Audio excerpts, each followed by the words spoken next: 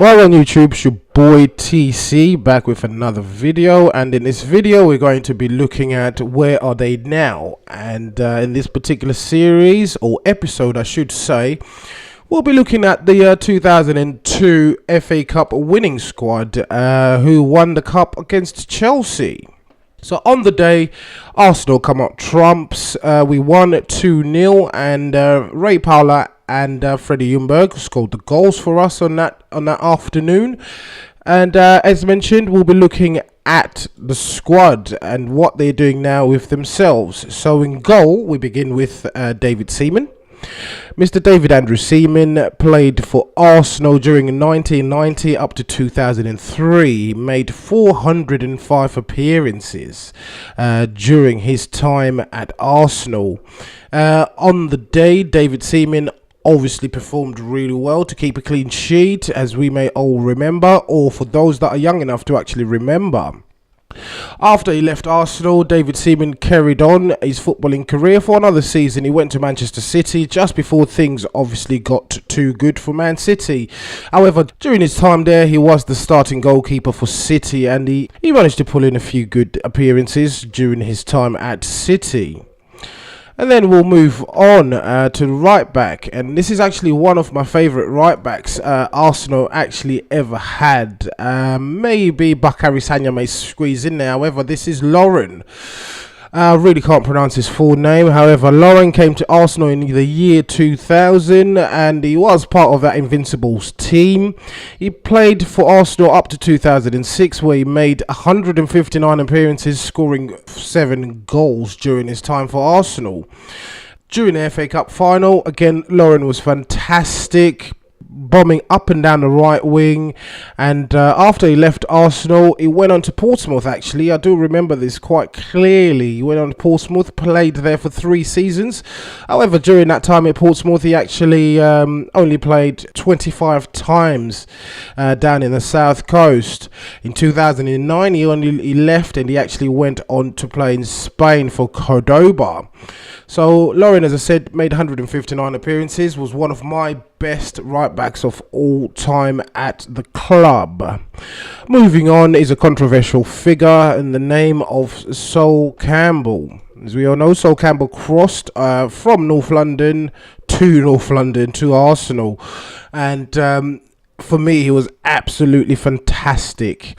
He made a staggering 255 appearances for Spurs between the years of 1992 and 2001. However, most people will remember him as an Arsenal player purely because he went on and won stuff with Arsenal. He only made a mere 135 appearances, and one of his last appearances for Arsenal was the 2006 Champions League final, where he went on to get a goal, and I genuinely thought we were gonna go and take the cup that evening, only for Eto'o to pop up and actually shatter my dreams completely.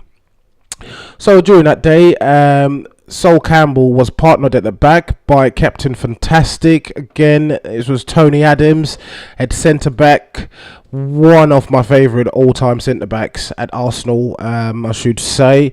Tony Adams started his career at Arsenal, and guess where he finished it? At Arsenal. And the 2002 FA Cup final was one of his last competitive games for the club. He made a staggering 504 appearances during his time, scored some memorable goals, and out of those memorable goals, he scored 32 goals as a centre-back, which is not bad. It's a massive contribution in my opinion. Again, one of my favourite centre-backs of Arsenal of all time. So Tony Adams currently manages for Granada in Spain, who, if I am not mistaken, have actually been relegated. But prior to that, he actually had a managing career at Wycombe Wanderers, which didn't go well. In 2008 and 2009, he also had a job at Portsmouth, being the manager over there. Again, that didn't go well because he was taking over a shit ship that was actually sinking. And he went off to the UAE to manage a club called Gabala between 2010 and 2011. He's been stagnant. I'm assuming he's been doing some punditry work abroad up until now, where he's actually landed his new job at Granada. Moving on to left back, we have the controversial figure again in the name of Ashley Cole, aka Cash Lee Cole. Ashley Cole was an Arsenal product from the youth team, I should say. He was part of that 2002 FA Cup winning squad, and he was also part of that Invincibles era where he actually took part in the games and actually has a claim to be that part of that particular squad. So Ashley Cole started his career at Arsenal in 1999 all the way to 2006. Again, he was part of that Champions League final team that went on to lose to Barcelona back in 2006. But he was also part of this FA Cup squad in 2002. Again, he performed magnificently against Chelsea in that game. He played 156 appearances for Arsenal. In 2000, he went on loan to Crystal Palace, where he made 14 appearances. But then he left for Chelsea in 2006, and he made 229 appearances over there, winning a number of cups and titles, including the Champions League with them. And then in 2014, Ashley Cole went on to play for Roma up until 2016, and currently he's on the books of LA Galaxy. We'll move on to Sylvain Wiltord, and Wiltord was, in my opinion, one of the most incredible players we had. He was good, very hard working at the time when he was playing for Arsenal. We had him for 4 years at Arsenal, and during that 4 years he took part in the 2002 FA Cup final, and he made a total of 104 appearances for Arsenal. After he left Arsenal, he went to Lyon, where he made 82 appearances for them between the years of 2004 and 2007. He stayed in France after Lyon, and he played for Rennes, and that was between 2007 and 2009, where he only made 31 appearances during those 2 years. So as you can imagine, age was actually catching up to him. In 2009, again stayed in France. He only had one season with Marseille, where he made 13 appearances and only scoring once. And in 2010, he moved to Metz, where again he made 15 appearances. 2011 and 12, he played for Nantes, and he made 28 appearances in that 1 year he was there. As I said, Wiltord, again, fantastic player for Arsenal. He was part of that integral 2002 Cup winning squad. Moving on into the central midfield, we've got the Romford Pele, aka Ray Parlour. Ray Parlour was one of the goal scorers in the game, and Ray Parlour was an Arsenal product, well, from the youth team, I should say. Joined the team in 1992, played all the way through to 2004, made a staggering 339 appearances, scoring 32 goals, and one of those 32 goals came within that FA Cup final.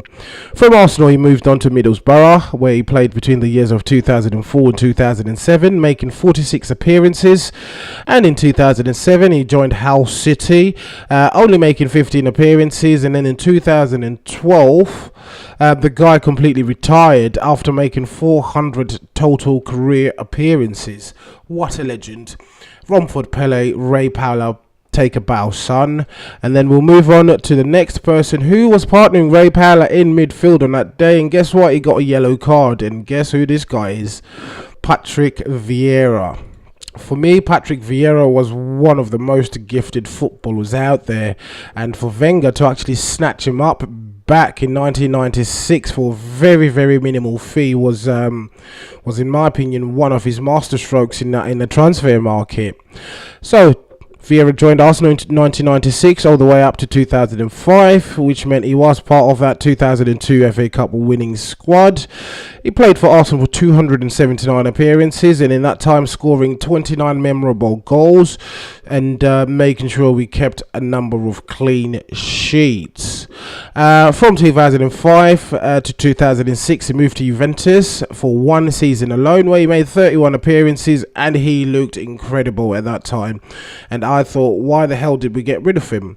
After that, he stayed in Italy from 2006 to 2010. He joined Inter Milan, where he actually made a good amount of appearances based on his age, to be honest. Well, he played 67 times and scored 6 goals for them. He then came back to England in 2010 and 2011, and during that time he played for Man City. And after that, between the years of 2013 and 2015, Patrick Viera was the manager of the Manchester City reserves. Why he didn't come back to Arsenal, God knows. And he currently manages in the MLS at the new Man City franchise called New York City FC. Moving on, and the next player up front was Freddie Ljungberg. And Ljungberg scored the goal in the 80th minute, and he was on the wings with Sylvain Wiltord. And Ljungberg joined Arsenal from a club called Halmstads BK, which is in his native Sweden. He came to Arsenal in 1998, spent 9 years there, making 216 appearances. He finally left in 2007 when he went on to join West Ham United of all teams. And then in 2009 and 2010 he was playing for the Seattle Sounders in the US in the MLS, where pretty much everyone goes to fizzle out their dying star. In 2010 he stayed in the MLS and he played for the Chicago Fire. 2011 he played for Celtic in Scotland, where he made 7 appearances with no goals over there. It's one of the easiest leagues to get goals, but I'm sure age wasn't on his side at that point. 2011 and 12 he went to China and he was playing for Shimizu S-Pulse. And then he went on to move on to India, of all places. In 2014 he was playing for Mumbai City. So far he's actually still at he was at Arsenal up until earlier on this year, where he was managing the under-15s, and then he's got a job as an assistant manager of Wolfsburg in Germany. Obviously I would have taken that particular offer myself. It's a highly paid job, and I'm assuming the experience and the channels to get through to management are easier once you're an actual assistant manager. Up front we had Dennis Bergkamp. Dennis Bergkamp is, if not one of my favourite players of all time. All I can say is the Newcastle goal he scored against Newcastle in the Premier League. Does a flick around the defender and goes on to volley the ball into the bottom corner of the net. Me and Dennis Bergkamp actually share the same birthday. Again, that plays the part of him being my favourite player. However, Wenger snatched him from Inter Milan in 1995. He came to Arsenal and he spent a good 11 years with us, scoring 87 goals in total, making 315 appearances. After Arsenal, he's then obviously left and he retired. He was heavily missed when he left, and from 2011 up until now, he's actually the assistant manager at Ajax, and he's going to be facing Jose Mourinho soon. Hopefully he can do us a favour and beat Jose Mourinho for us tonight. And then the final player who was part of that particular squad is the man himself, the king of the Arsenal. His name is Thierry Henry. He needs no introduction, in my opinion. Thierry Henry came from Juve in 1999. Juve did not know what they had on their books at the time, I'm assuming. Wenger, being the man he was at the time, was being the right word, went on, snatched him up, brought him to Arsenal in 1999 up to 2007, where he spent a fantastic 8 years being the club's top goal scorer, making 254 appearances and scoring 174 goals, which was absolutely amazing, in my opinion. After that, he obviously moved on to Barcelona between the years of 2007 and 2010, winning a number of cups over there, including the Champions League in Spain. Made 80 appearances for Barcelona, scoring 35 goals, which is a fantastic return in my opinion. Is just under 1 in 2.